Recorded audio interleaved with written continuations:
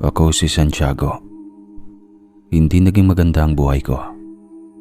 Noong nasa 20 anyos pa lamang ako. O baka mas bata pa roon. Hindi ko na matandaan ang eksaktong edad nang magsimula ang lahat ng ito.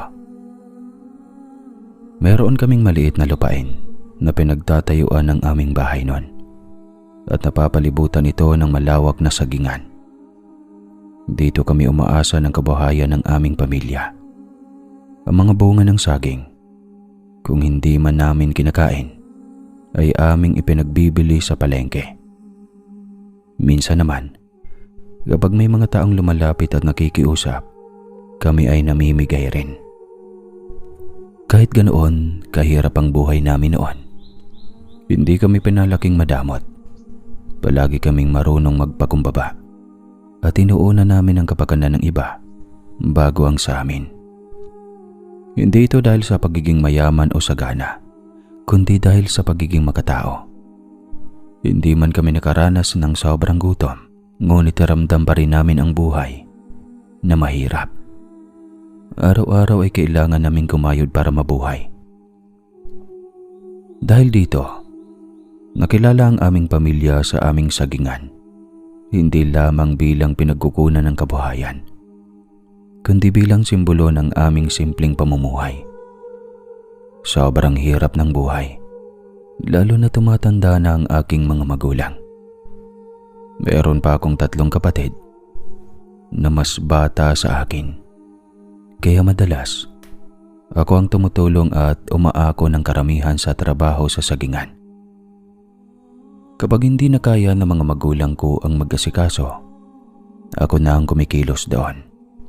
At kahit tirik ang araw at nakakapasong init, binabagtas ko pa rin ang aming lupain.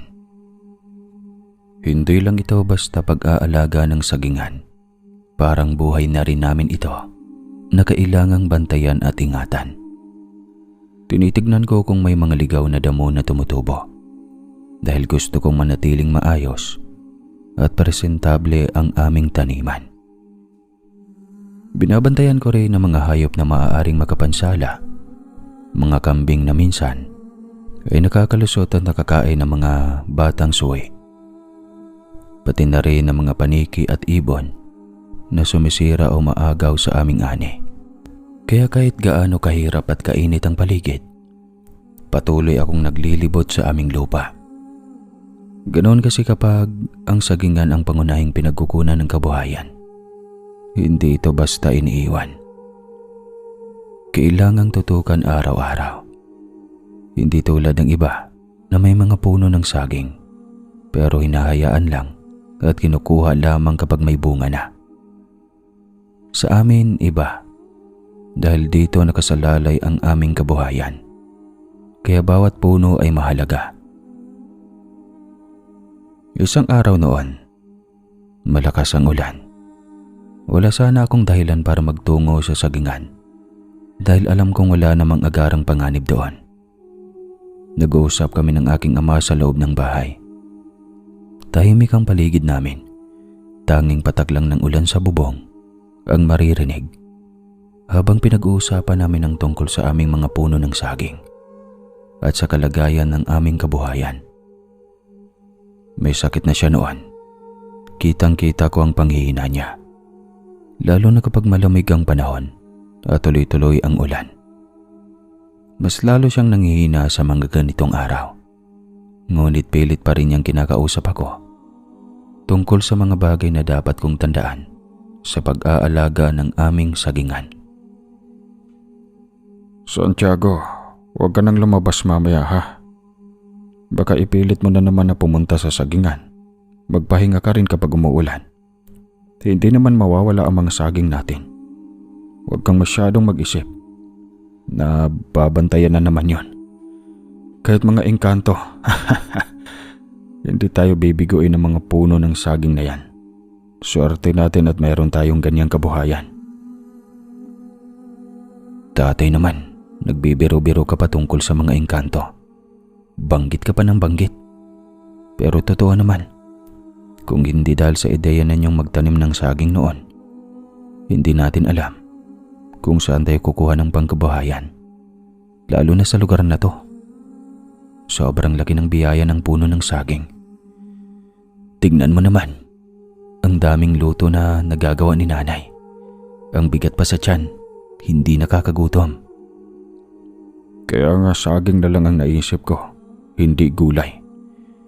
Kasi pwedeng gulay ang saging. Pwede mo rin gawing prutas. Ang daming benepisyo niyan. Kaya natutuwa ako sa iyo na inaalagaan mo ang sagingan. Tsaka lagi kong paalala sa iyo na kapag may nanghihingi, magbigay ka. Lalo na kung may sobra naman. Naghihirap din ang mga tao dito. Tignan mo yung mga kapitbahay natin. Mga gipit din. Siyempre yung iba, walang-wala talaga. Tayo kahit minsan walang karne, gulay o isda. Ngunit may saging tayo. Yung ibang tao wala talaga. Ayun naman talaga ang hindi ko inaalis sa isip ko, Tay. Ang magiging mabuting tao. Kahit hindi niyo ako paalalahanan araw-araw, nakatatak na yan sa akin. Tsaka buti na lang, kahit papano, walang masyadong lumalapit sa atin ngayon. Hindi sa masaya ako na walang lumalapit ha. Para sa atin lang din naman kasi ang kita. Ang ibig kong sabihin, hindi pa siguro ganun nagigipit ang mga tao.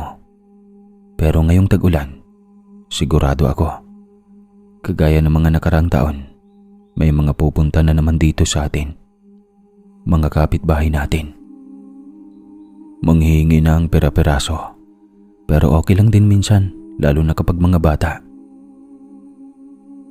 Nakakatuwa nga isipin na kapag namatay na ako, maaalala ako ng mga tao dito sa baryo tungkol sa pagsasaging. Kumbaga, mamamatay akong nagawa ko ang gusto ko, di ba? Kaya nakakatuwa kapag nakikita akong may nagpapatuloy ng nasimulan ko na maayos pa rin at inaalagaan ng sagingan. Ayan ka na naman, Tay. Binabanggit na naman ang salitang mamamatay. Hindi ka mamamatay. Kung ano na naman yung lumalabas sa bibig mo eh.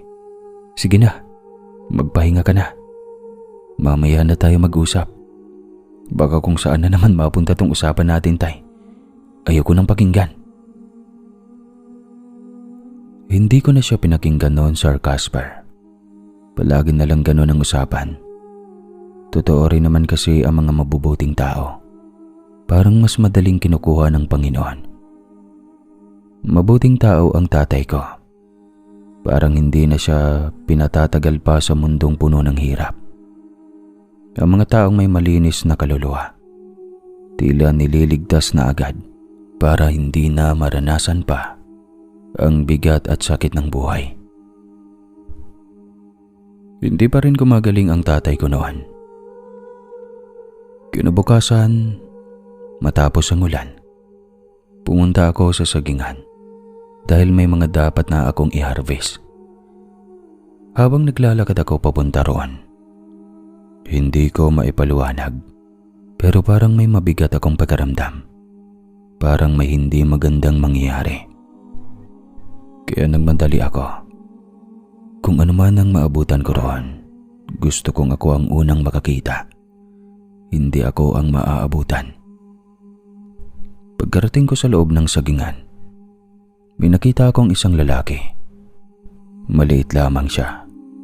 Sa itsura pa lang ay halatang matanda na. Hawak niya ang isang piling ng saging na dapat sana ay ako ang maghahani. Hindi naman ako palamura ni palasigaw ay hindi ko ginawa. Kaya naman ay mahinahon ko siyang tinawag. Nagulat siya at halatang takot nang sumagot. At aaminin kong naawa ako sa kanya nang makita ko ang itsura niya. Pasensya ka na, iho.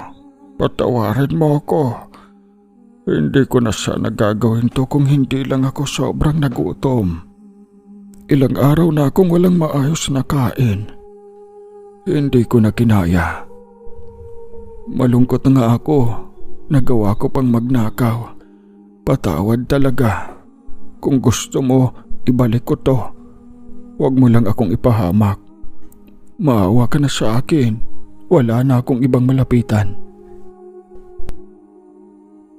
Huwag ka nang matakot, Tay. Ayos lang naman. Hindi kita sasaktan. Hindi mo na kailangan magnakaw para lang may makain. Sa susunod, kumatok ka na lang sa amin. Sabihin mo kung kailangan mo ng pagkain. Hindi ka naman namin pagdadamutan. Mas mabuti nang humingi kaysa mapahamak ka pa. Paano kung may ibang makakita sa'yo dito? Baka saktan ka pa nila kapag nalaman nilang nagnakaw ka. Kaya huwag mo nang ulitin to, Tay, ha? Lumapit ka lang sa amin. Tutulungan ka naman namin. Maraming salamat, iho. Pasensya na talaga. Nahihiya ako sa ginawa ko. Hindi ko na dapat ginawa to. Pero wala na talaga akong ibang maisip na paraan.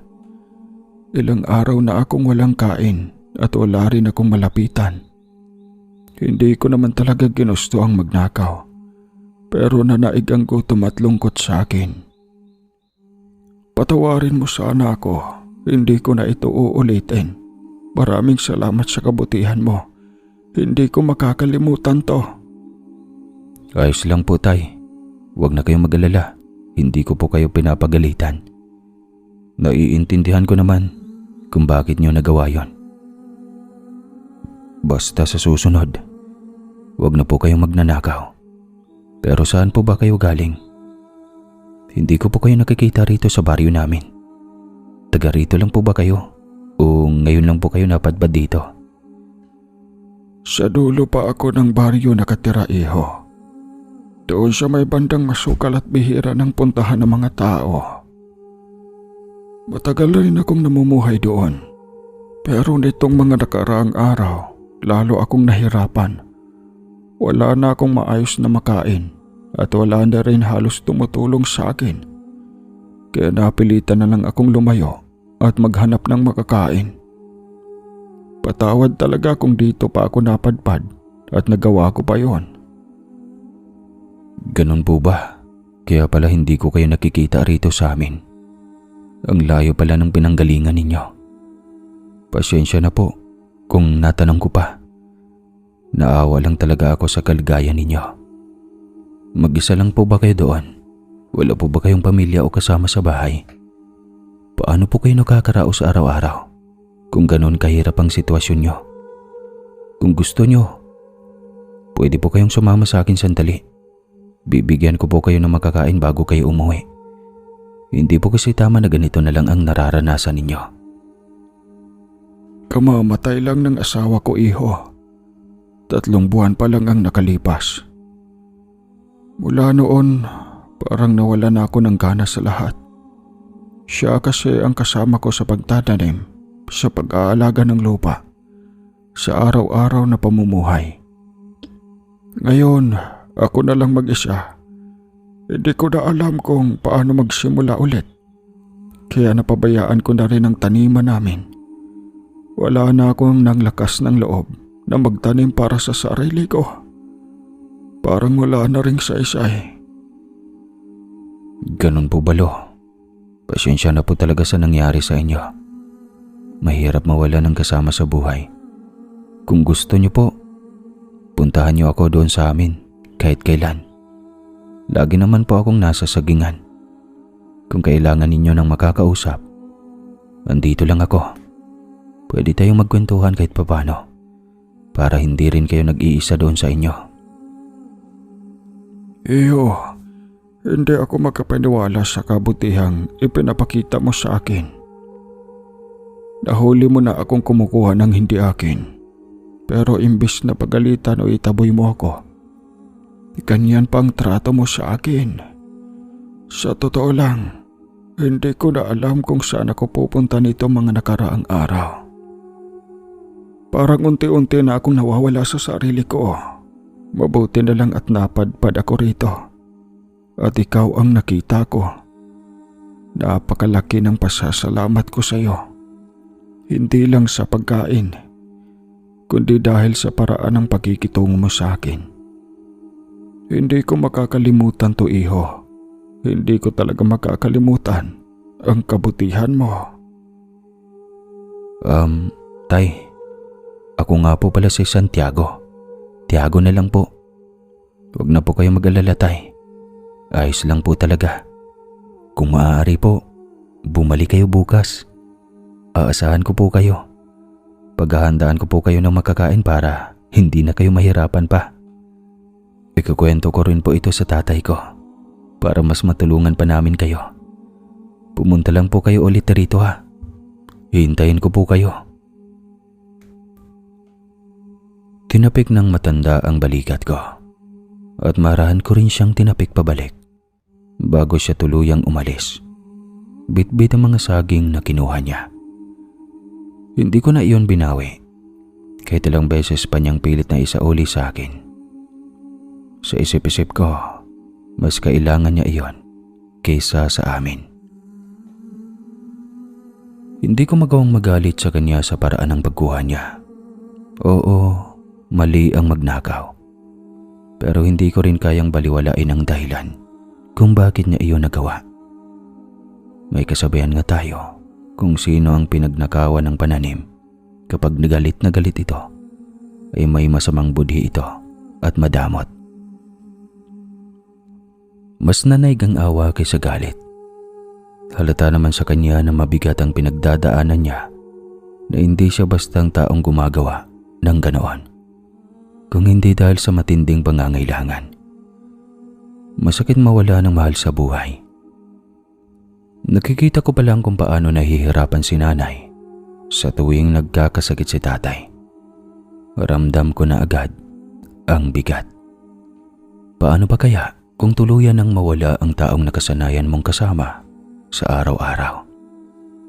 Yung taong karamay mo sa lahat sa hirap, sa pagod, sa simpleng pamumuhay. Hindi ko man lubos na maintindihan. Alam kong hindi biro ang dinadala ng matandang iyon. Kaya siguro sa halip na magalit, mas pinili ko na lang na umintindi. Hindi nawala sa isip ko ang matanda kahit nakaalis na siya. Habang naglilibot ako sa sagingan, paulit-ulit kong naaalala ang itsura niya, ang panghihina, ang lungkot sa mga mata at ang paraan ng pagsasalita niya na parang wala nang natitirang lakas. Hindi ko maiwasang mag-alala. Paano kung hindi siya makabalik kinabukasan? Paano kung wala na naman siyang makain?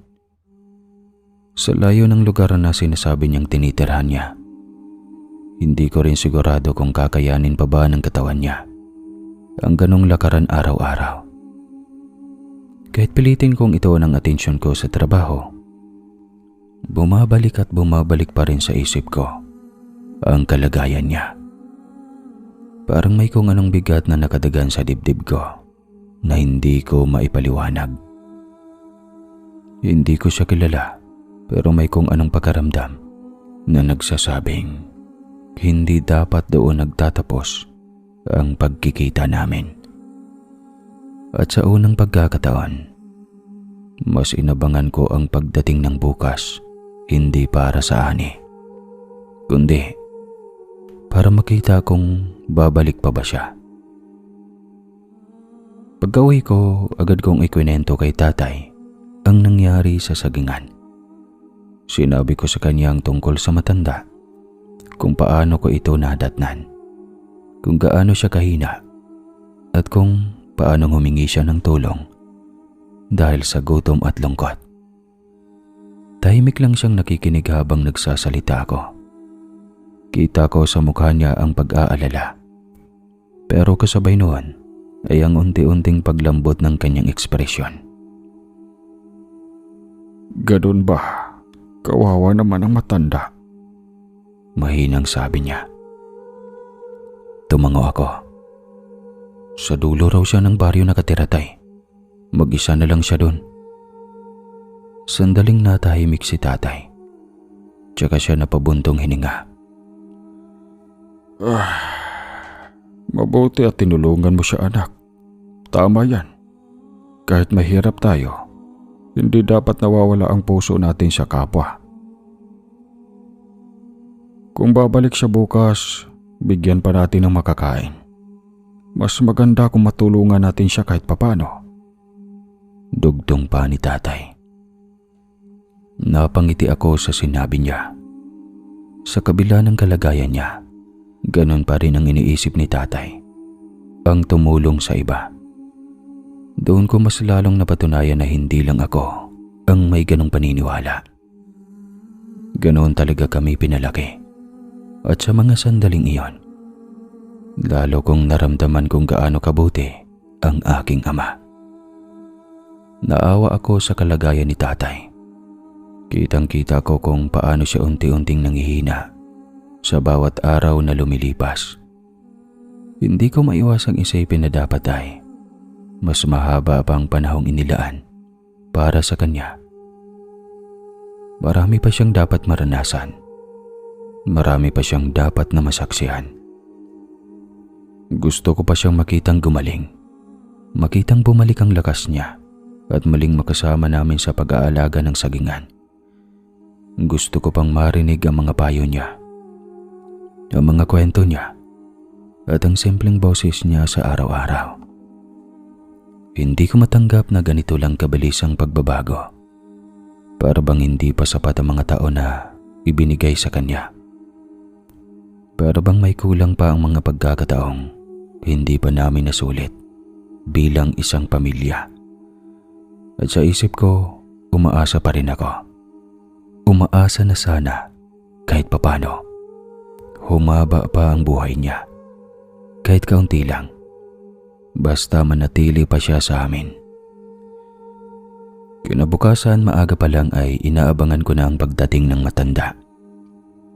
Paminsan-minsan, napapatingin ako sa may gawing pasukan ng sagingan. Umaasang makita siya muli. Hindi naman ako nagkamali. Dumating nga siya. At sa pagkakataong iyon, napansin kong mas maaliwalas na ang kanyang mukha. Hindi na tulad ng kahapon na halatang pagod at lugmok. Ngayon ay may kakaibang gaan sa kanyang itsura. Nang makita ko siya, agad ko siyang binati. May kung anong saya akong naramdaman nang makitang bumalik siya, na para bang hindi na sayang ang pagtulong ko kahapon. Pasensya ka na kung magmumukha mang makapal ang mukha ko, iho. Pero sasabihin ko lang, napakasarap talaga ng saging na tanim nyo. Hindi ko alam, pero parang pati emosyon ko. Naapektuhan mula nang kumain ako kahapon. Para bang nabawasan lahat ng bigat ng nararamdaman ko. Hanggang ngayon, naisip ko pa rin ang asawa at ang sitwasyon ng buhay ko. Pero ewan, parang may kung anong gumaan sa loob ko. Para akong sumabog sa kaunting saya. At kahit paano, mas gumaan ang pakiramdam ko. Parang lumakas ulit ako kahit papaano. Masaya ako na narinig ko yan, tay. At masaya ako na kahit papaano, gumaan ang pakiramdam niyo. Kung may kahit kaunting naitulong yung saging, mas lalo akong natutuwa. Hindi ko alam. Pero parang nakakagaan din sa loob na makita kayong ganyan kumpara kahapon. Kung may kailangan pa kayo, huwag kayong mahihiyang magsabi sa akin. Hindi ba kayo nagtataka na baka mamaya may kakaiba dito sa sagingan nyo? Baka may biyaya dito na hindi nyo lang nakikita at nalalaman kasi sagana ang mga bunga. Biyaya naman talaga ang sagingan namin, tay. Kaya lagi naming pinangangalagaan. Ayaw naming masayang ang kahit anong bunga.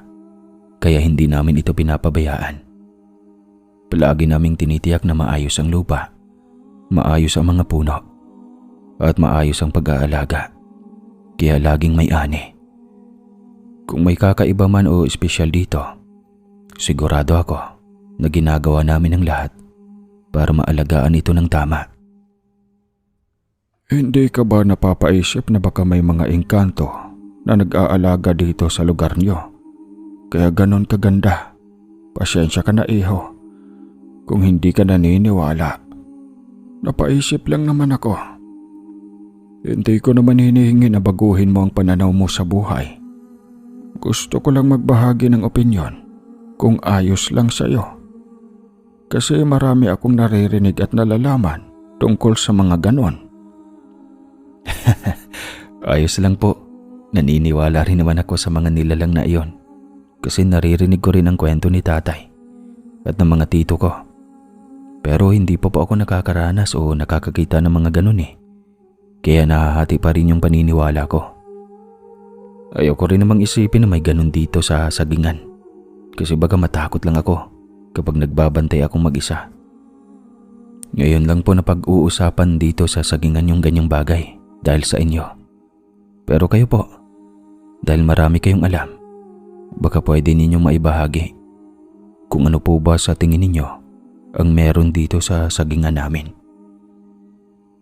Napapansin ko lang naman dito sa lugar ninyo na parang iba ang takbo ng oras at pakiramdam ng paligid.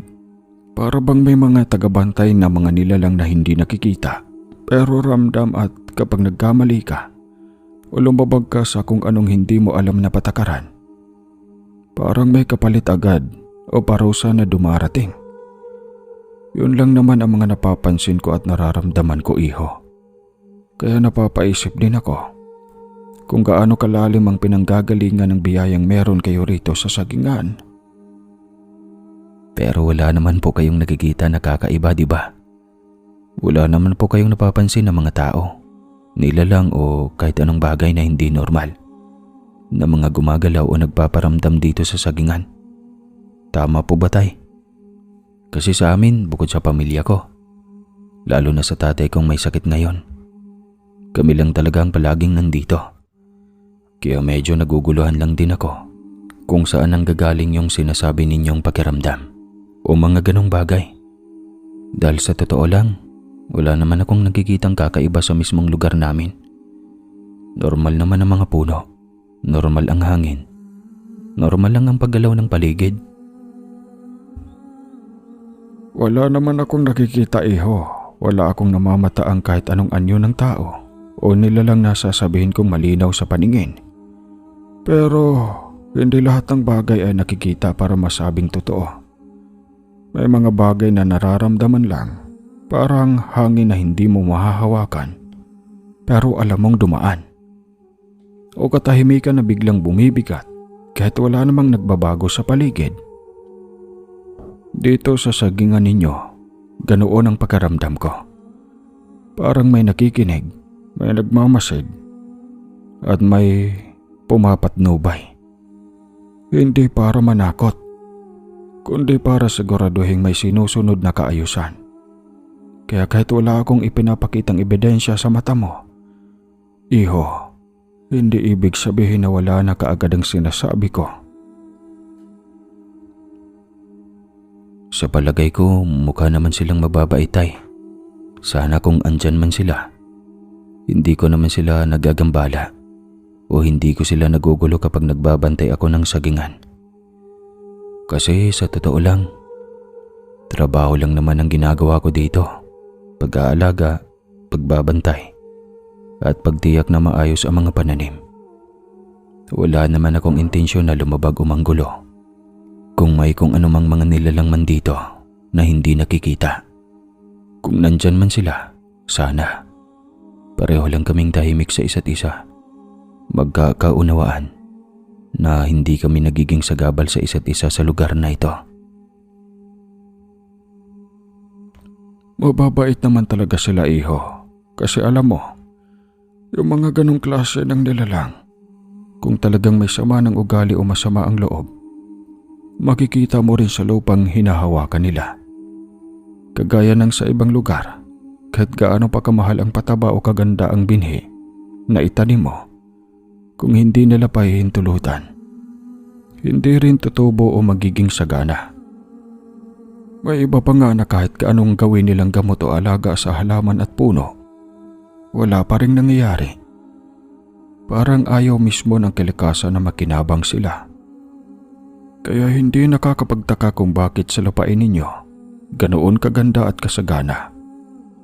Kasi mabuti ang kalooban ninyo bilang pamilya at magaan ang pakikitungo ninyo sa paligid. Ayos lang po sana kung ganun nga talaga, tay. Na ang lahat ng kasaganaan ay nakabase sa kabutihan ng kalooban ng tao. Kasi kung iisipin, Sinisikap naman po namin talagang alagaan ang lupa. Hindi lang dahil sa paniniwala, kundi dahil dito kami kumukuha ng kabuhayan. Pero kahit ganon, nakakaiba pa rin po pakinggan yung sinasabi ninyo na may mga bagay raw na nakakaapekto sa pagtubo ng mga pananim na hindi namin nakikita o nauunawaan.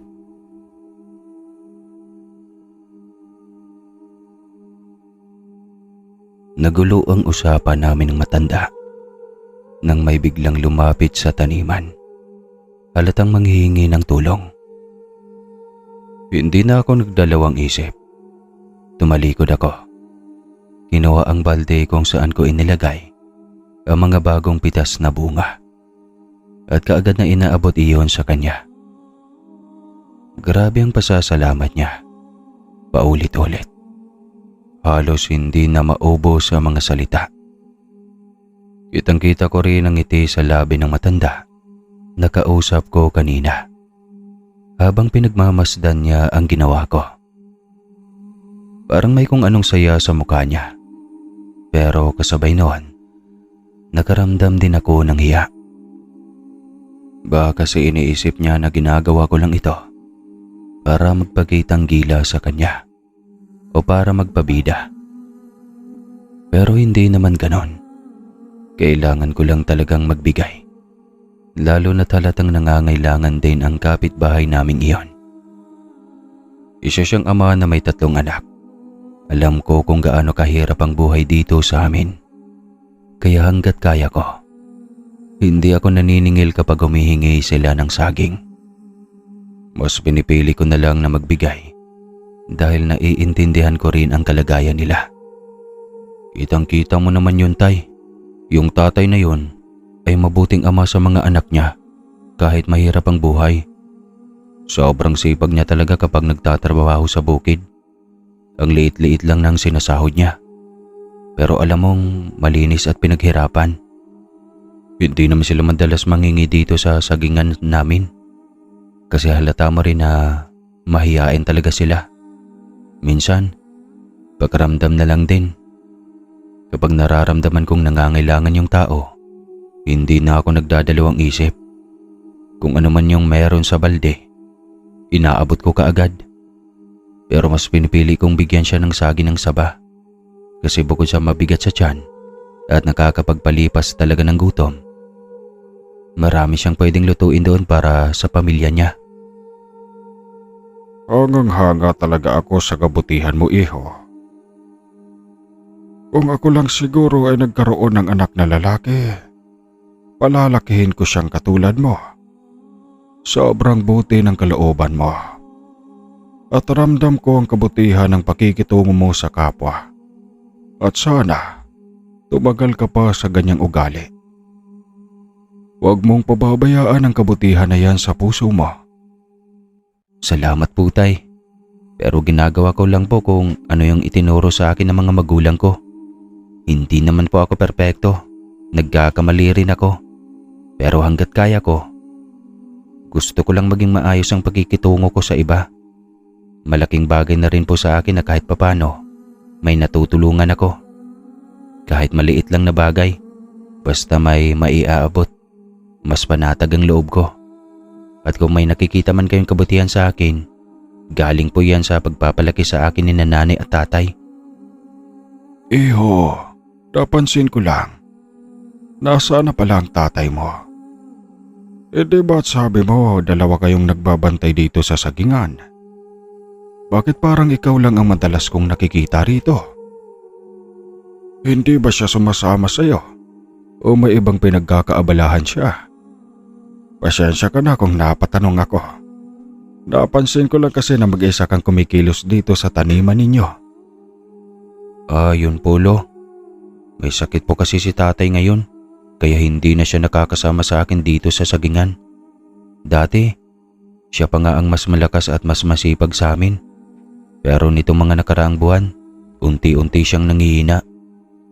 Madalas siyang inuubo, madaling mapagod, at hirap na rin siyang kumilos. Lalo na kapag malamig ang panahon. Kahit gusto niyang tumulong, hindi na kinakaya ng katawan niya. Kaya ako na lang po ang umaako ng halos lahat dito sa taniman. Hanggang ngayon nga po, hindi pa rin siya tuluyang gumagaling. Nag-aalala na rin kami kasi parang walang pagbabago sa kondisyon niya. Alam mo ba, iho, nakakalungkot isipin na may mga panahong darating na hindi na kayang gawin ng isang tao ang mga bagay na dati niyang kinagisnan, lalo na kung iyon ang bumuo sa kanya bilang tao. May mga kasabihan noon pa man, mga salitang hindi na masyadong napapansin ngayon. Hindi ko alam kung naibahagi na sa iyo ng lolo mo o ng tatay mo, pero gusto kong marinig mo ito mula sa akin. Kapag may dinadala kang mabigat na problema, sakit, o kahit anong hindi mo mailabas, pwede mong kausapin ang mga puno. Hindi mo kailangang maintindihan kung paano. Basta magsalita ka lang. Isumbong mo sa kanila ang nasa loob mo. Kasi ang mga puno, iho, hindi lang yan basta halaman. Saksi ang mga yan sa panahon, sa hirap at ginhawa ng mga tao. May katahimikan silang kayang umunawa at may lalim na hindi basta-basta nakikita. May mga nilalang na maaaring makinig sa iyo sa pamamagitan nila, ang mga nilalang na nakakaintindi ng dinadala ng puso at isip ng tao. Minsan tutulungan ka nila nang walang hinihinging kapalit. Minsan naman, hindi mo napapansing. Unti-unti nilang hinuhugot ang bigat sa loob mo. Yung lungkot, yung sakit, yung madilim na enerhiya na matagal nang nakakapit sa iyo. Kaya kung darating ang oras na hindi mo na kaya, subukan mong magsalita sa mga puno. Baka sakaling doon mo matagpuan ang gaan na matagal mo nang hinahanap. Ganun po ba, tay? Pwede po ba talaga humiling sa mga puno? Ibig sabihin, hindi lang po basta pagsasabi ng nararamdaman, kundi parang may hinihingi ka rin sa kanila. Parang ang hirap pong paniwalaan, tay. Pero nakakapagtaka din. Kasi kung totoo po yon, ang dami sigurong pwedeng sabihin sa kanila. Ang dami ring pwedeng hilingin. Hindi ko lang po alam kung paano magsisimula o pakikinggan ba nila ako kung sakali. Bakit, iho? Kung sakaling humarap ka sa mga puno rito sa sagingan ninyo at buong puso kang hihiling, ano kaya ang sasabihin mo? Ano ang lalabas sa puso mo? Kapag wala kang ibang kaharap kundi ang katahimikan at mga punong matagal nang nakatanim dito. Kung bibigyan ka ng pagkakataon na magsalita ng walang pag-alinlangan, walang takot na husgahan, ano ang hihilingin mo? Para ba yun sa sarili mo o para sa mga taong mahal mo? Kasi minsan, iho, hindi mo malalaman ang tunay mong ninanais hanggat hindi mo sinusubukang ilabas ito. At kapag inilabas mo na, doon mo rin makikita kung gaano kabigat o kahalaga ang laman ng puso mo. Kung ako po ang hihiling, tay, gusto ko pong yumaman. Pero hindi sa kung anong madaling paraan o sa paraang may tinatapakan. Gusto ko pong yumaman dahil sa sagingan namin. Dahil sa pinaghihirapan namin araw-araw. Sa pag-aalaga namin sa lupa at sa bawat bungang inaani namin ng malinis at patas. Gusto ko pong umangat ang buhay namin. Hindi lang para sa sarili ko, kundi para sa mas marami pa ako matulungan. Gusto kong dumating yung araw na hindi na ako magdadalawang isip na magbigay, na hindi na ako kailangang magbilang kung sapat pa ba yung natitira sa amin. Pero higit sa lahat, tay, ang pinakagusto ko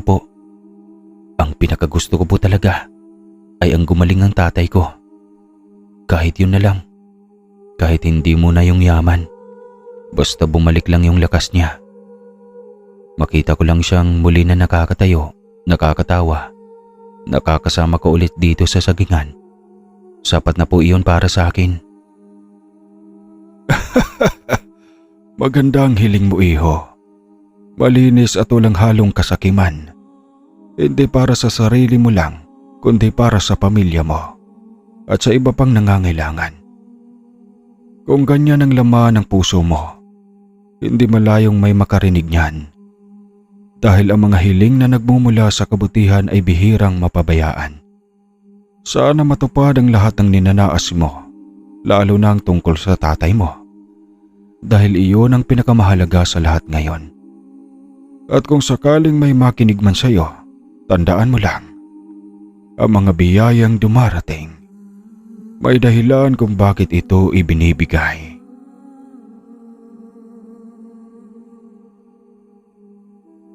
Umalis na ang matanda, pero hindi basta nawala sa isip ko ang mga sinabi niya. Habang naiiwan akong mag-isa sa gitna ng sagingan, parang biglang nag-iba ang pakiramdam ng paligid. Yung dating pamilyar na katahimikan, naging mabigat at puno ng kung anong hindi ko maipaliwanag. Paulit-ulit na bumabalik sa isip ko ang mga salitang binibitawan niya tungkol sa mga puno, sa pakikinig, at sa mga nilalang na maaring nagmamasid lang. Napatingin ako sa bawat puno ng saging na nakapaligid sa akin. Mga dahon na marahang gumagalaw dahil halos wala namang hangin. Mga punong ilang taon ko nang inaalagaan, pero ngayon ko lang tinitigan ng ganito. Bigla akong napaisip, may higit pa ba sa nakikita ko? May nakikinig ba talaga? At kung meron man, ano ang naririnig nila sa akin? Hindi ko maiwasang balikan sa isip ko yung unang araw na nakita ko ang matanda sa bandang sagingan na yon.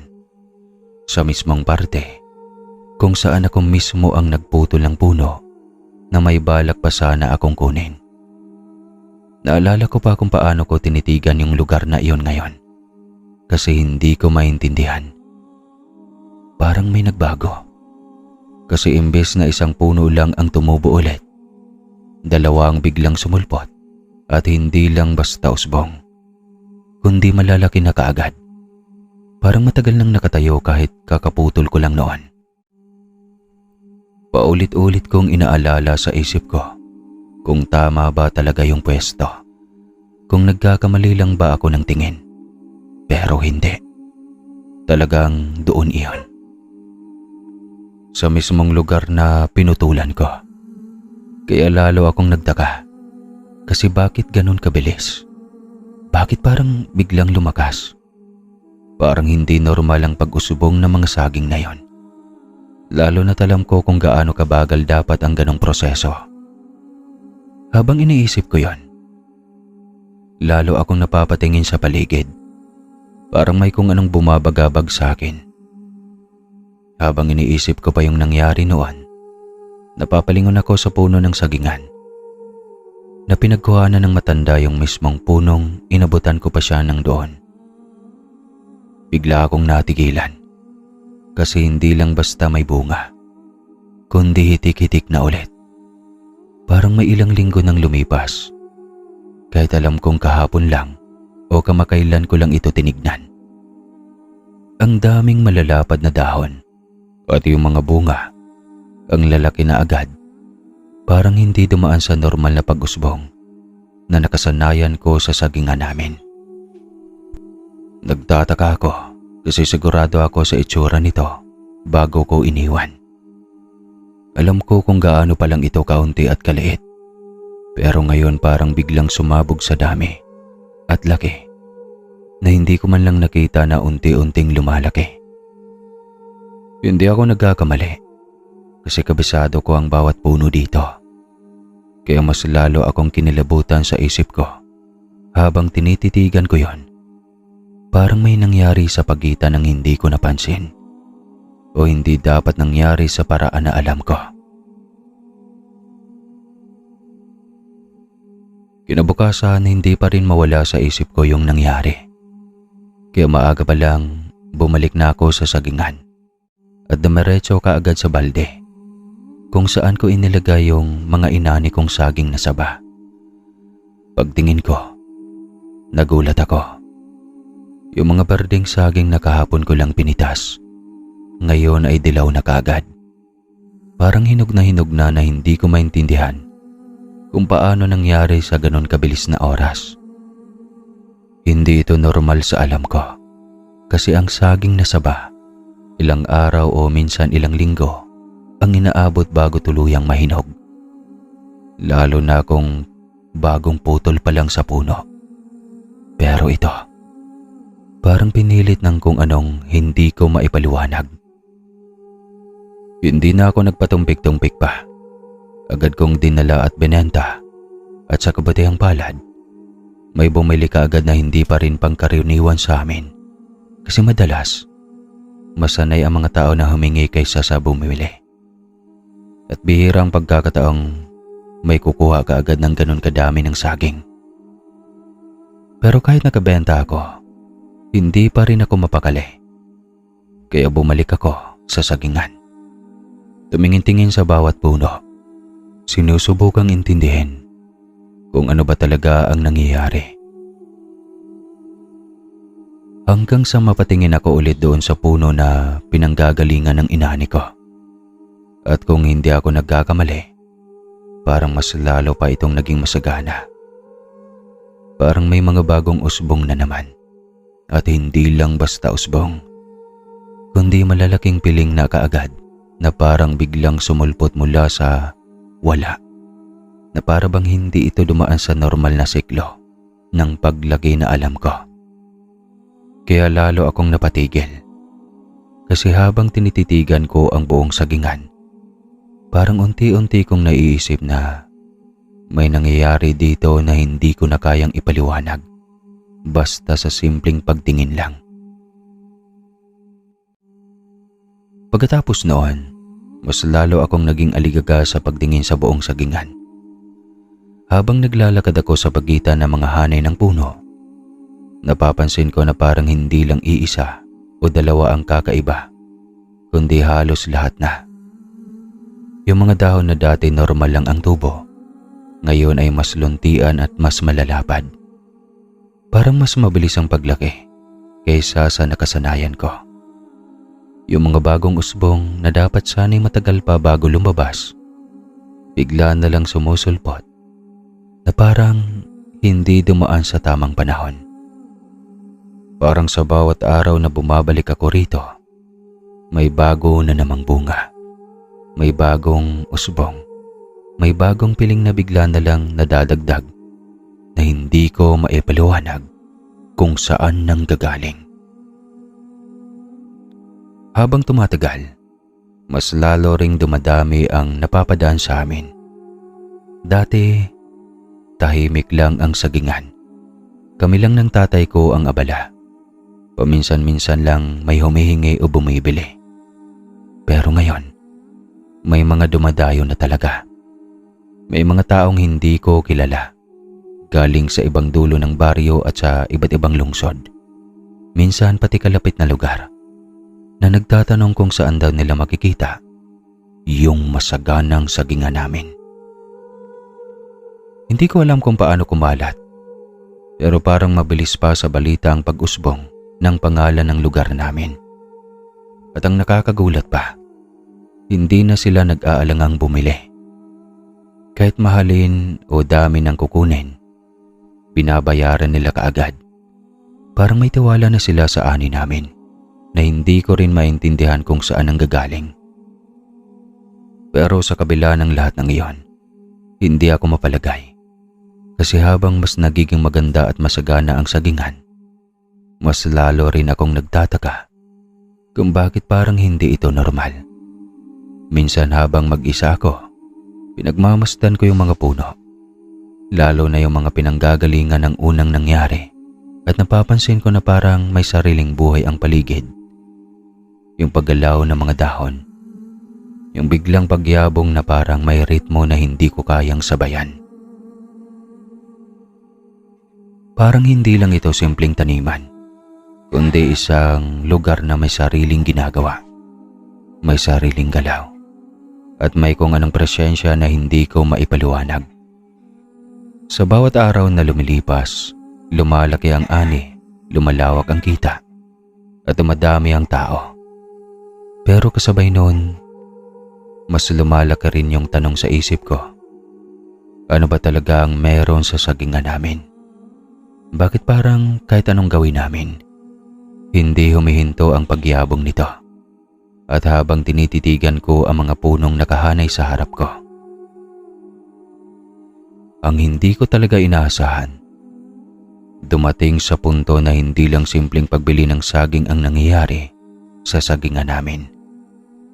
May mga tao nang lumalapit sa akin, hindi lang para bumili o magpasalamat, kundi para ikwento kung ano raw ang naging epekto sa kanila matapos nilang makakain ng mga saging namin. May mga nagsasabing gumaan daw ang pakiramdam nila, na yung mga bigat na dala-dala nila sa dibdib noon, mga problema sa isip, lungkot at pagod sa buhay, parang nabawasan at unti-unting nawawala matapos nilang makakain ito.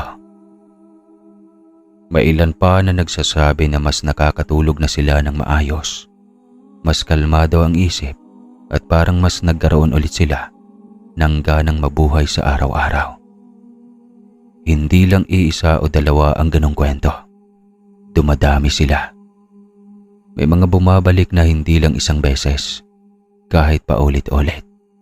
At sinasabi nila na tuwing nakakain sila ng saging na galing sa amin, parang mas nagiging magaan ang pakiramdam nila. Parang mas nagiging maayos ang takbo ng isip nila. At mas nagiging positibo ang pananaw nila sa buhay.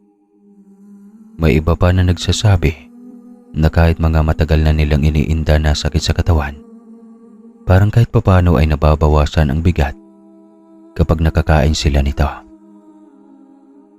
Hindi ko alam kung paano iyon tatanggapin, kasi hindi ko naman iniisip na may ganong epekto ang simpleng ani namin. Pero ang mas lalo pang nagpapakilala sa akin sa mga taong iyon ay yung ugali ko raw. Sinasabi nila na hindi raw ako madamot, na kahit kailan daw humingi sila, hindi ako tumatanggi. At madalas pa nga raw ay dinadagdagan ko pa nga ang ibinibigay ko kaysa sa hinihingi nila. May mga pagkakataon na kahit may binabayad sila, parang hindi ko kayang hayaan na kulang ang maiuuwi nila. Kaya kusa ko nang dinadagdagan. Sinasabi nila na doon pa lang daw, ramdam na nila yung kabutihan. Hindi lang sa bunga kundi sa pagtrato ko sa kanila. Dahil doon, mas lalo silang bumabalik. Hindi lang dahil sa mismong saging, kundi dahil sa kabuuan ng karanasan sa sagingan namin. Yung pagkaramdam na may tumatanggap sa kanila, may nakikinig, at may hindi nanghuhusga. Unti-unti naging parang pahingahan na rin ng mga tao ang lugar namin. Hindi lang basta taniman.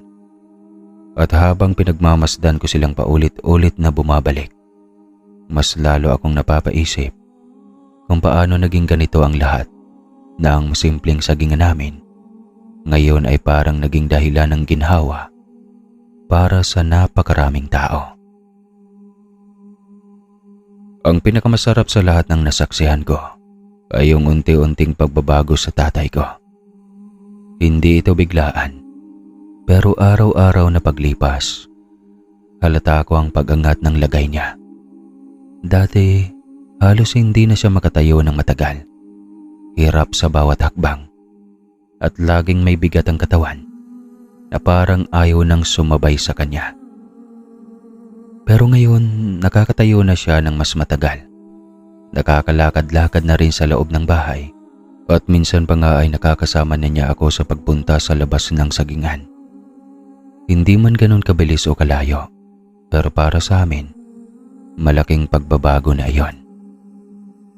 Hindi namin minabadali, hindi namin pinipilit.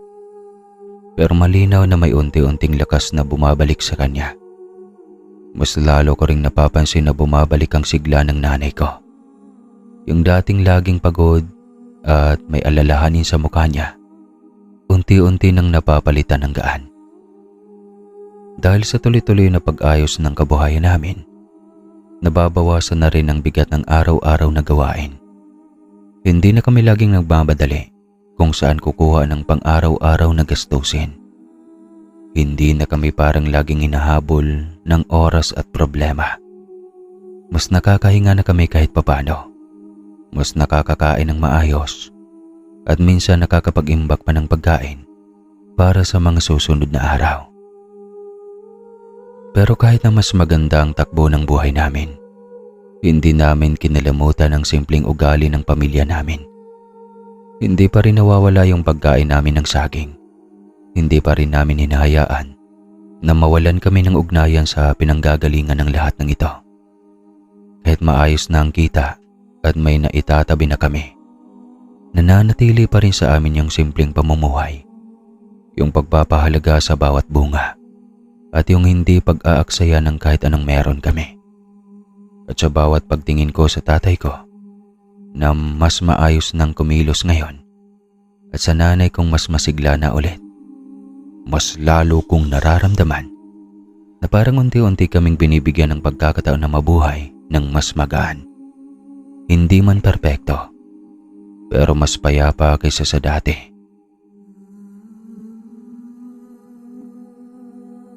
Isang tanghali noon, medyo kaunti na ang tao sa sagingan namin. Tahimik ang paligid kumpara sa mga nakaraang araw na puno ng dumandayo at bumibili.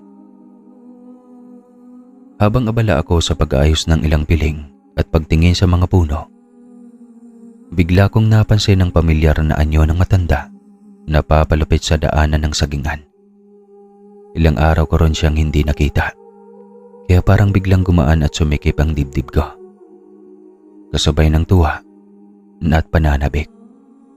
Hindi ko man aminin ng malakas, isa siya sa mga taong talagang hinahanap-hanap ko sa pagbalik niya.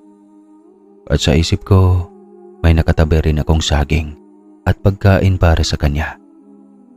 Parang bahagi na ng nakasanayan ko na hindi siya pinapauwi nang walang maibibigay. Uy, tay, kumusta ka? Bakit ngayon ka lang po ulit nagpunta dito? Ilang araw na kitang inaantay, tay. Alam mo ba yun? Gusto ko sana sa iyong ikwento na unti-unti nang gumagaan ang pakiramdam ng tatay ko. Mas nakakatayo na siya. Mas nakakakilos na. Malayo na sa dati na halos hindi na makabangon. Tapos tignan mo, tay. Ang dami na naming ani ngayon. Hindi ko rin alam kung paano nangyari ng ganito kabilis. Pero tuloy-tuloy ang bunga. At kumikita na rin kami ng maayos. Dahil may mga bumibili na talaga. Hindi na tulad ng dati na puro hingi lang. Kaya binilhan din kita ng maraming pagkain, tay. Para may maiuuwi ka sa inyo at hindi ka na mag-aalala kung saan ka kukuha. At huwag ka pong mag-isip na nakakaabala ka, tay, o nakakapagpabigat po. Hindi po ganun. Mas gusto ko pa nga na nandito ka. At sana, tay, mas madalas ka nang bumalik dito. Talaga, iho? Nag-abala ka pa para sa akin? Naisip mo pa ako? Nakakatuwa naman yon. Dapat lang sa inyo ang pagpapala at papuri ng Panginoon dahil kitang-kita ko kung paano kayo magsikap at magtiyaga sa buhay. Alam mo, hindi ko man laging nakikita ang lahat ng nangyayari sa inyo, pero minsan pinagmamasdan ko kayo mula sa malayo at ramdam ko ang unti-unting pagbabago sa sagingan ninyo. Gusto kitang lapitan noon pa man para tumulong o makipag-usap, pero nahihiya ako dahil sa dami ng tao at ayaw kong mangialam. Natutuwa lang ako, iho, na dumadami na ang bumibili ng ani ninyo, na hindi lang puro hingi ang nangyari. At parang lahat ng pinagharapan mo ay unti-unti nang bumabalik sa inyo nang higit pa sa inaasahan. Parang nagbunga na talaga ang lahat ng tiyaga mo at pag-aalaga mo. At siguro, yung hiling mo rin sa mga puno. Tama ba ako, iho? Ay, opo, tay. Ayun nga po. Buti po binanggit ninyo. Ayan na pala ang kasagutan sa lahat ng tanong ko. Kung bakit misteryosong gumanda ang buhay namin. Totoo po pala yung sinasabi ninyo na makipag-usap sa mga puno.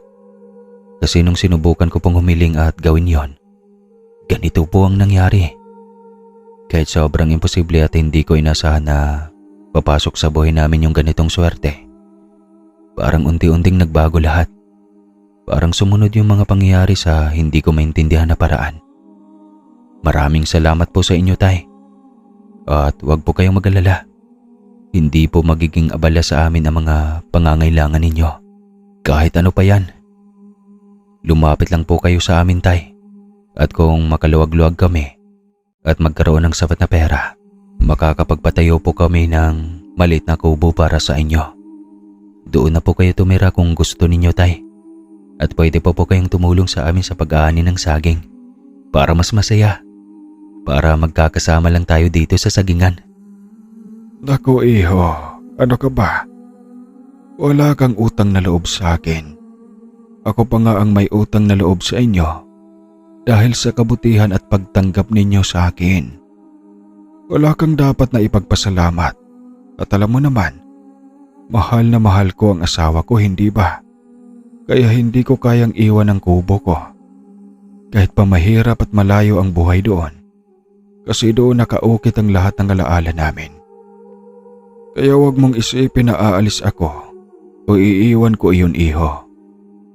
Pupunta na lang ako rito paminsan-minsan dahil wala rin naman akong ibang ginagawa sa bahay. At kung kailangan ninyo ng tulong sa sagingan, handa naman akong tumulong. Pero yung usapan na iiwan ko ang kubo ko, mahirap pa para sa akin ngayon. Sana huwag mong baguhin ang kagandahan ng buhay ninyo dahil lang sa ibang bagay. At sigurado ako, ilang araw lang ang lilipas, ang tatay mo ay lalakas ulit kasing lakas na ng kalabaw. Sana nga po, Tay, maging parang anghel kayo o magdilang anghel at tuluyan ng bumuti ang pakiramdam ng tatay ko. Kasi alam ko po kung kaano siya magiging masaya kapag nakilala niya kayo at makasama niya sa pag-asikaso ng sagingan. Lalo na ngayong marami na ring mamimili. Iyon po talaga ang lagi niyang kinakasabi ka noon, yung may dumarating na tao at may nagkaka-interes sa ani namin. Kaya ngayon na dumami na sila, alam ko pong matutuwa siya ng sobra. At kung ayaw niyo pa po munang iwan ang kubo ninyo, ayos lang po, naiintindihan ko. Ang mahalaga po sa akin, lalo ko po kayong nakikita rito sa sagingan para may nakakain kayo at may maiinom at may nakakausap din kayo. Basta lagi niyo pong tandaan, Tay, nandito lang po ako at bukas na bukas po ang lupain at bahay namin para sa inyo. Kahit anong tulong na iaabot mo sa akin, tatanggapin ko ng bukal sa loob, iho. Alam mo naman, kahit mahiwagang saging lang ninyo ang ipatikim mo sa akin, masaya na ako roon. Busog na ako. At hindi pa nakakasawa ang lasa. Hindi ko rin maintindihan kung bakit hindi ako nagsasawa sa saging ninyo. Parang sa bawat kainan may kakaibang gaan at sigla na dala. At napapansin ko rin, matagal itong mabulok o masira. Lalo na yung mga unang saging na napasama sa akin noon. Yung totoo na kinuha ko, may natira pa rin hanggang ngayon. At hindi man lang kaagad nasisira. Parang tumatagal ng hindi dapat tumatagal. Teka, mukhang maganda po yung pagkakabanggit ninyo sa mahiwagang saging, Tay. Totoo po ba talaga yun, Tay? Baka nga tunay ngang may kung anong kakaiba sa mga saging dito sa amin. Kasi kung iisipin ko, ang dami na pong nangyari na hindi ko may paliwanag ng basta-basta lang. Yung bilis ng usbong, yung biglaang pamumunga, yung mga saging na parang hindi nasisira agad, at yung mga taong patuloy na bumabalik dito, na parang may nakukuha silang hindi lang basta pagkain, kundi kung anong epekto sa kanila. Parang habang iniisip ko po lahat, lalo akong nalilito kung ano ba talaga ang pinanggagalingan nito. Kasi kung normal lang po ito, bakit parang hindi nasusunod yung inaasahan kong proseso? Pero kung hindi naman po normal, paano ko naman po ipapaliwanag yung lahat ng nakikita ko araw-araw dito sa sagingan? Hindi lahat ng nakikita o nararanasan, iho, ay kailangang madali mong maipaliwanag. Minsan, ang mga bagay ay dumarating sa paraan na hindi mo inaasahan at hindi rin sa oras na kaya mong kontrolin. Kung ano man ang nangyayari sa sagingan ninyo, mas mabuting unawain mo muna ng dahan-dahan kaysa agad mong sagutin ng takot o pagdududa. Dahil may mga biyaya na kapag minamadali mong husgahan, baka hindi mo na makita ang tunay na dahilan kung bakit ito ibinigay sa inyo. Gusto ko na po talagang paniwalaan na may mahika o hiwaga dito sa sagingan namin, Tay. Hindi na po ako naniniwala na normal ang lahat o simpleng swerte lang ang dahilan ng nangyayari sa amin. Kasi kung swerte lang po ito, dapat kahit papano ay may hangganan o kaya may paliwanag na madaling maintindihan. Pero habang tumatagal, mas lalo lang pong dumarami yung mga bagay na hindi ko may paliwanag. Habang iniisip ko po lahat ng iyon, parang mas tumitibay sa isip ko na hindi na ito basta ordinaryong nangyayari lang sa isang sakahan. Parang may mas malalim pa po sa likod ng lahat. Isang bagay na hindi ko pa lubos nakikita o nauunawaan. Kasi kung normal lang po ito, bakit parang may sarili itong takbo? Bakit parang may sarili itong buhay na hindi ko na kayang kontrolin o ipaliwanag? Hindi ko pa alam kung tama ba na tawagin itong mahika o hiwaga. Pero sa ngayon, iyon na po ang pinakapayapa na paliwanag na kaya kong tanggapin sa isip ko. Kasi kung hindi ko po ito ilalagay sa ganong pag-unawa, mas lalo lang po ako malilito kung saan ito nagsisimula o kung bakit ito patuloy nang nangyayari sa amin. Tsaka ang kinakatakutan ko po kasi, baka may kapalit ang lahat ng ito. Baka hindi lang ito basta biyaya na walang hinihinging kapalit. Baka sa huli, may kabayaran na hindi pa namin nakikita ngayon. Kasi kung ganito po kaganda ang nangyayari sa amin, yung tuloy-tuloy na ani, yung biglang pag-ayos ng buhay namin, yung gumagandang pakiramdam ng tatay ko, at yung unti-unting pag-angat ng kabuhayan namin. Parang napakagandang pakinggan, pero maging ganap na libre lang. Kaya hindi ko po maiwasang kabahan, Tay. Kasi baka isang araw, may singil itong hindi namin handang bayaran. Hindi lahat ng dumarating na maganda, iho, ay may kapalit na masama. Minsan ang iniisip ng tao na kabayaran ay guni-guni lamang ng takot at pag-aalinlangan. Kung may biyaya man na dumating sa inyo, hindi mo kaagad dapat na ituring na utang na kailangang bayaran sa masamang paraan. Mas mabuti pang pag-ingatan mo kung anong meron kayo ngayon, kaysa unahan mo ng pangamba sa mga bagay na hindi pa naman dumarating. Dahil ang takot, kapag hinayaan mong manaig, mas lalo pa itong sumira kaysa sa anumang hiwagang kinakatakutan mo. Medyo natauhan ako sa sinabi ng matanda. Totoo nga naman. Hindi ko dapat agad hinahayaan na lamunin ako ng mga ganong klaseng isipin. Pero hindi niya rin ako masisisi. Kasi unang beses ko lang sa buong buhay ko naranasan yung ganitong klase na pangyayari. Yung saging na parang may sariling bilis ng paglaki. Yung buhay na unti-unting gumagaan ng hindi ko alam kung saan talaga nagsisimula. Alam kong ganun din ang pamilya ko. Kasi pare-pareho kaming nabigla.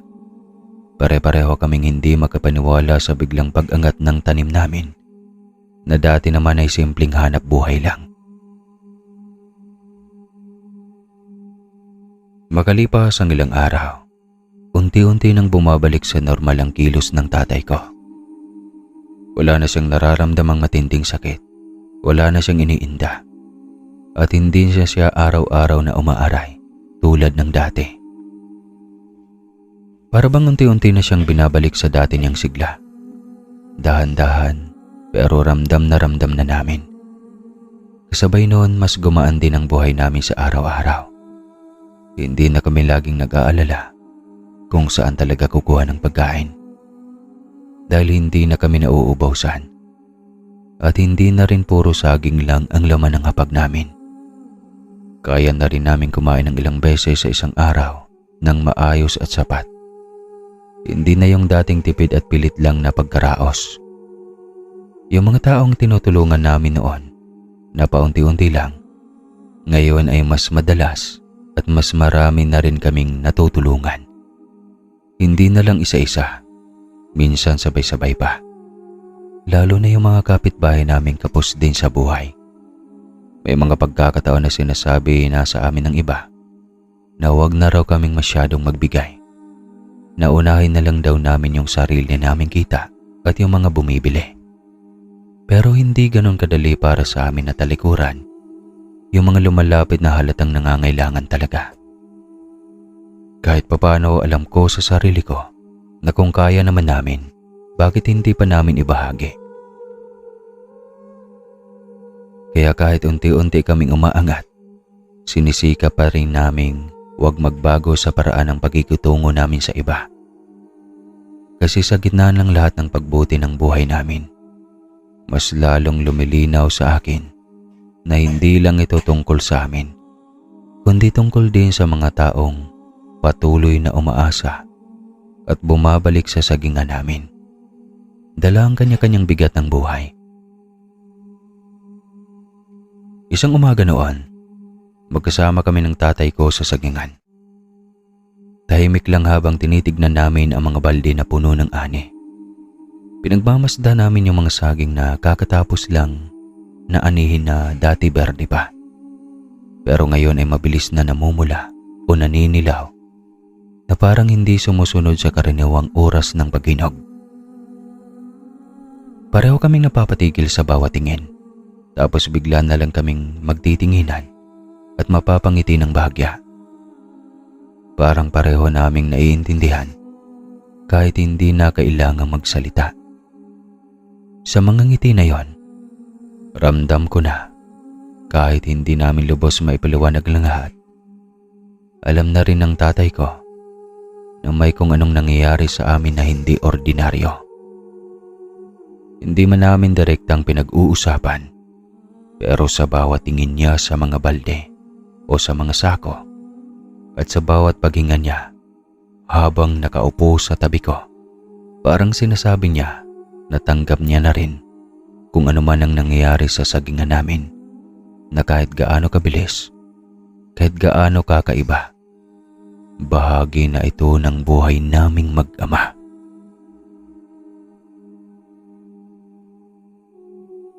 Sobrang buti mo kasi.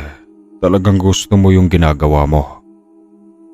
Hindi ako nagkamali na sa iyo ko ipinagkatiwala ang sagingan noong panahong may sakit ako at hindi ako makakilos ng maayos. Yung mga panahong pagkaramdam ko, wala akong silbi at hindi ako mapakinabangan. Pero heto tayo ngayon, anak. Tignan mo kung nasaan na tayo. Sobrang layo na nang narating mo mula sa simpleng pagbabantay at pag-aalaga lang ng sagingan noon. Hindi ko akalain na yung dating tahimik at mahiyain lang na anak ko ay makakayanan palang magpatakbo ng ganitong kalawak na ani. At hindi lang basta umangat, kundi pati ang mga tao sa paligid natin ay dadadamay sa ginhawa. Nakakatuwa kasi sa bawat pagtingin ko sa sagingan, nakikita ko, hindi lang bunga ng lupa, kundi bunga rin ng sipag at malasakit mo sa mga tao.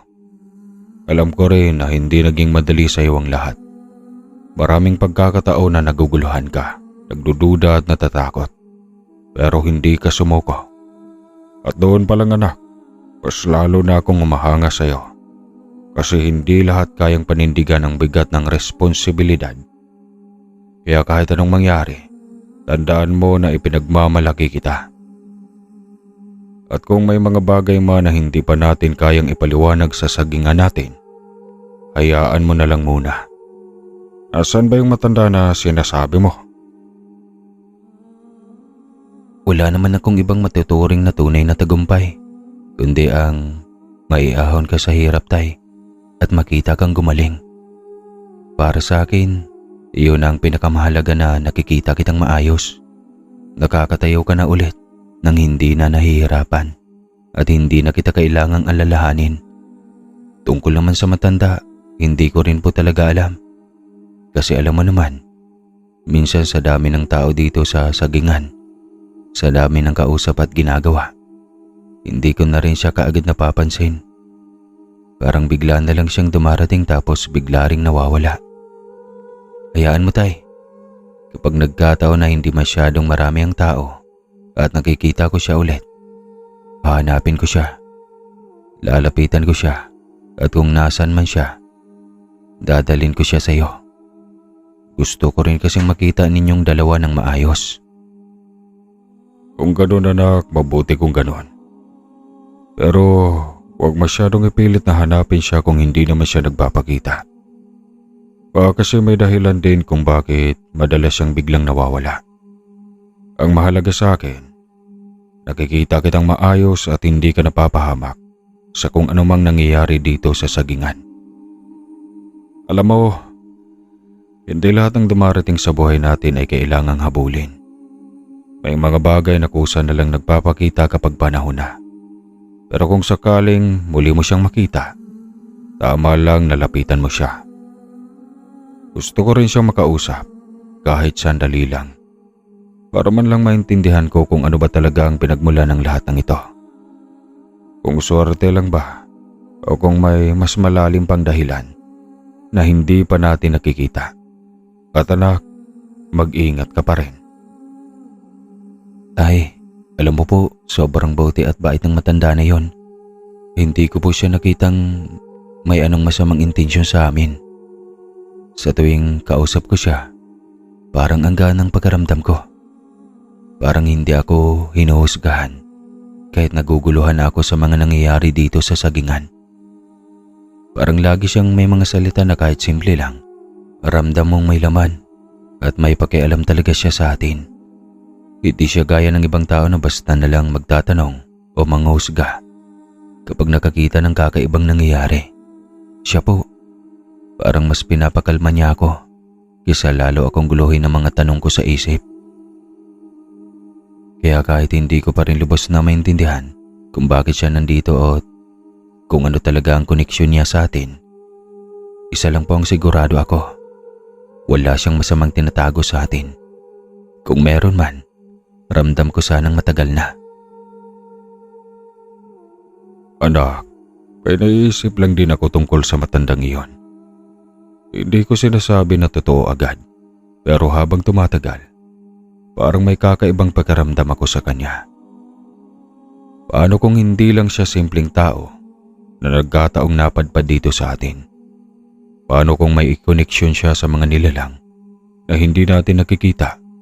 Yung mga sinasabi ng matatanda noon na mga engkanto sa gubat, sa bukirin, sa mga punong matagal nang nakatayo bago pa tayo isinilang.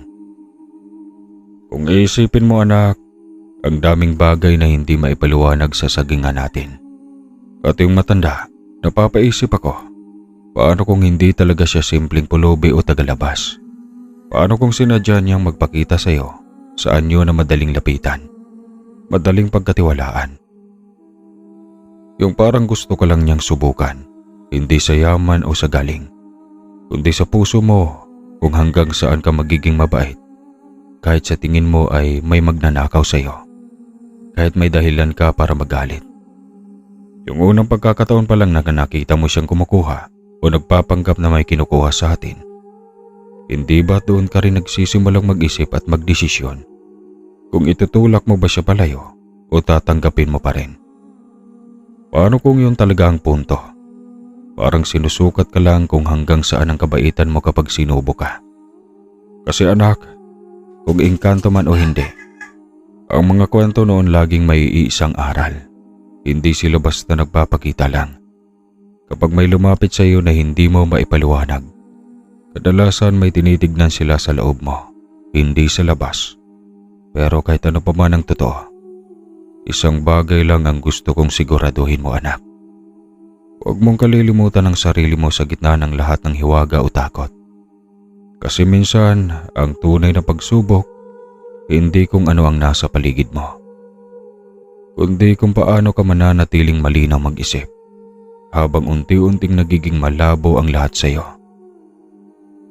Tay, Naririnig ko po lahat ng sinasabi ninyo at hindi ko po maitatanggi na napapaisip din ako.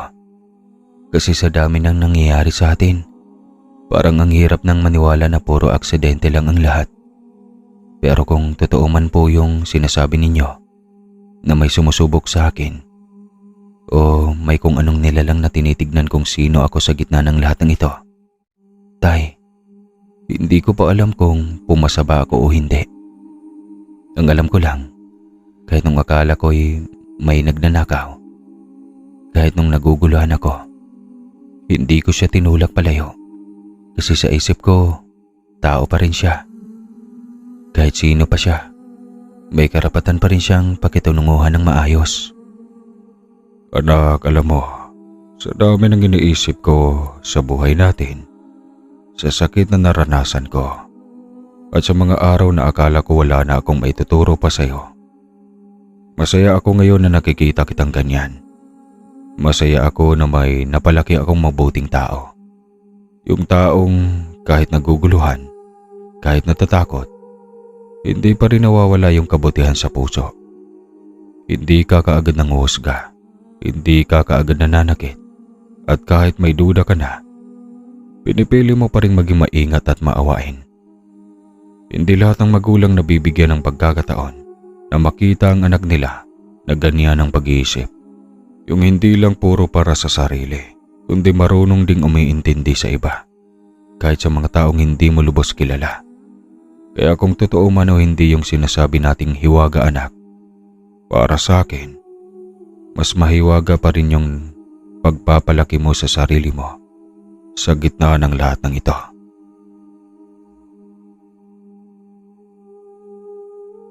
At doon na rin nagtapos sa mga usapan namin tungkol sa matanda. Simula noong araw na yon, hindi na namin siya muling nakita sa sagingan. Para bang bigla na lang siyang nawala na parang hindi talaga siya bahagi ng karaniwang pagdaanan ng mga tao sa buhay namin. Pero kahit wala na siya, hindi na rin nawala sa isip ko na baka tama ang tatay ko. Baka nga may koneksyon siya sa lahat ng ginhawang dumating sa amin. Ngayon, malayo na ang buhay namin sa mga unang araw na ikunento ko. Sobrang gaan na, komportable at parang lahat ng dating problema ay unti-unting naglaho na lang na parang usok. Hindi na kami nabubuhay sa takot kung may kakainin ba bukas o kung may bibili ba sa ani namin. Sa totoo lang, dumating na sa punto na kaya naming humiga at huminga ng payapa, na para bang kahit isang buong taon na walang mabigat na iniisip ay posible na. At dito na lang po ang kwentong ito. Maraming salamat sa lahat ng nakikinig. Sana ay may napulot kayong aral sa kwentong ito, na hindi lahat ng magnanakaw ng mga tanim natin ay masama talaga ang intensyon. Yung iba ay sinusubukan ka lang. Muli po, ako po si Santiago ng Philippines. At natapos na rin ang kwento natin mga kaswang. Maraming salamat po muli sa lahat ng patuloy na sumusuporta sa ating channel kahit minsan na lang tayo mag-upload. At kayo, ano naman masasabi nyo sa kwento na yon? Medyo parang bitin, no? Para sa akin bitin eh. Tsaka ang ganda talaga pag mabait ka. Isa yan sa mga ugali ng tao na pwedeng maging kayamanan niya habang buhay. Kasi totoo yun eh. Kung ano ang itinanim, yun ang aanihin. Kaya kapag mabait ka, siguradong lapitin ka ng grasya. Ano, agree ba kayo doon o tapusin na natin? Hanggang sa muli po mga kaswang, ito po si Casper, ang inyong tagapagsalaysay na bahog lubot.